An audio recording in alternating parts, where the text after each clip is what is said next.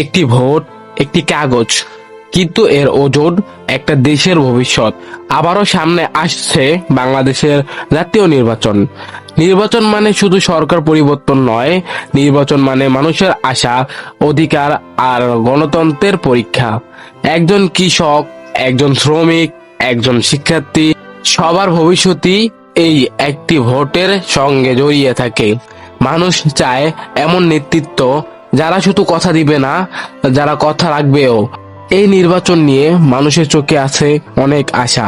আমরা চাই না কোনো চাঁদাবাজ আমাদের দেশে রাজত্ব করুক।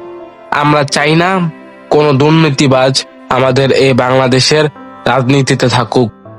বাংলাদেশের বড় শক্তি তার তরুণ সমাজ।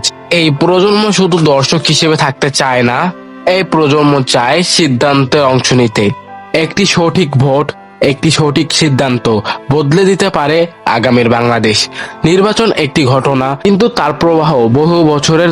কিছু টাকার জন্য 5 বছরের গোলামি করবেন, দুর্নীতিকে সহ্য করবেন, নাকি যোগ্য লোককে ভোট দিয়ে একটি সুশীল সুন্দর দেশ গড়ে তুলবেন? এটি পুরোটা আপনার উপরে নির্ভর করে। লাস্টে একটি প্রশ্ন, আপনার কি মনে হয় কোন দল জিতবে, বিএনপি নাকি জামায়াত? কমেন্টে বলে যান।